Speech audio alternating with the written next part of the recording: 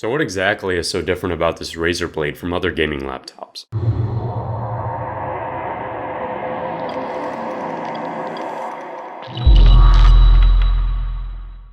What is up guys, here's my official review upon the new Razer Blade 2016. Before I begin this review, I highly recommend that you watch my overview on this since it discusses a lot of specifications as well as my Blade Stealth review, since the two laptops are nearly identical in every respect, besides having a few performance and aesthetical differences. So unlike the Stealth, this is actually a laptop meant for gaming. The design seems very professional and Apple-like, but Razer diversifies themselves by overloading their Blade with top-of-the-line technology. The display on this powerful laptop features a 14-inch glossy IGZO touch-enabled Quad HD Plus display with 262 pixels per inch. Razer states that you'll receive the most stunning visuals when playing games and most importantly, when photo and video editing, although they give little to no detail on how accurate the colors are. So how are the bezels and glossiness on this thing? And how do they compare to the Blade Stealth? The screen is very glossy. I should have mentioned this in my Stealth review, that it is nearly impossible to use the Stealth outside unless you have an anti-glare screen protector, but it doesn't seem too bothersome with the new Blade. And as for the bezels, they're fine on the sides, although the top and bottom are a little big, but I would say it has an acceptable bezel size and I do not have a problem with them. Speaking about sizes, Razer has managed to cram both an Intel Core i7-6700HQ with hyperthreading and an NVIDIA GTX 970M with 6GB of GDDR5 VRAM included with Optimus technology inside the small, light, and thin form factor. This laptop also includes 16GB of RAM, which is just perfect for today's heavy use. The SSD included is also a nice addition with the Blade, giving fast 256 and 512GB solid-state drive storage speeds. So how does it perform on high-end games, and does the extra 3GB of VRAM actually make a difference? When playing games like Grand Theft Auto 5 on max settings on 1080p with MSAA off, it can achieve an average FPS of 45. And when playing Black Ops 3, Dark Souls 3, and the latest Doom at max settings 1080p, I was able to achieve an average FPS of around 50 to 60. And when playing the Forza Beta at 1800p max settings, I was able to achieve a stable 30 FPS. So in my experience with using both 970Ms, with one of them being an Alienware, the extra 3GB seems to get better speeds on games that are more VRAM intensive. But those differences are minuscule, and therefore, the extra 3GB of VRAM is a marketing ploy. So how is the battery life and usage on this? I was able to get a little over an hour playing some graphically intensive games, and I was able to get 2.5 hours of continuously watching movies before it had to be plugged in.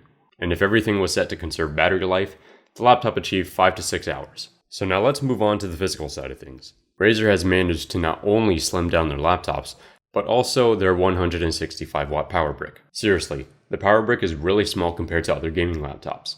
Now the machine itself. It features a black anodized aluminum build that is, again, reminiscent of Apple's laptops. Except for the fact that this thing is a fingerprint magnet. But the notebook still looks good nonetheless, since it is black. Although the aluminum design may not have been too smart since it's harder for aluminum to disperse heat, especially on a thin ultralight gaming laptop. Either the laptop's going to overheat, or it will have some major fan noise. But I'll get into the fans in a second. On the back, it features a lime green Razer logo. So I guess Razer doesn't like their products to match, since their other Razer green product seems to have a darker green to it. Moving on to the bottom, there isn't anything too different from their past blades. Just the same long rubber footing, and the same two fan intakes and fan exhaust near the laptop hinge. On the left side, you get 4 ports, the charging port, 2 USB 3.0 ports, and a headphone jack. On the right side, there's a Kensington lock slot, an HDMI port, and another USB 3.0 port, and lastly, a Thunderbolt 3 port that can be used to amplify your graphics processing with a Razer Core.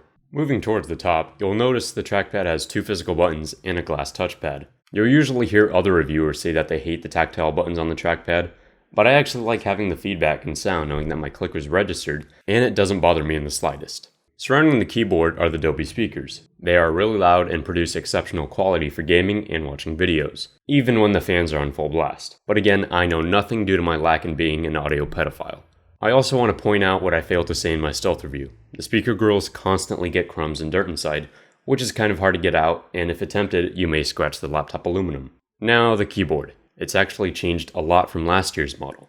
The travel has sadly been reduced and has taken a liking from the stealth. The font has also changed to a more professional design, rather than the futuristic look that Razer usually has. And there is now chroma capabilities, of which you can change each key to any color or pattern of your liking through Razer Synapse software. I also want to say that the option keys still do not light up. which is disappointing. I don't see how Razer expects any of us to see the multimedia and option keys in the dark, when the purpose of a backlit keyboard is to see all of the keys no matter what. So in conclusion, the Blade is a nearly perfect laptop. It may cost as much as my car, but its design, performance, and specifications overwhelm the price.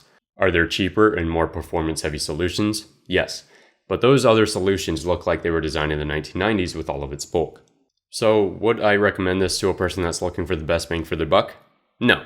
This is a premium product, and I would only recommend this if you're looking for a slim and aesthetically pleasing laptop that has gaming capabilities. It is by no means the best gaming laptop. Oh, and I forgot to mention my experience with fans. Razer has included a function in Synapse to add a fan option to your keyboard profiles.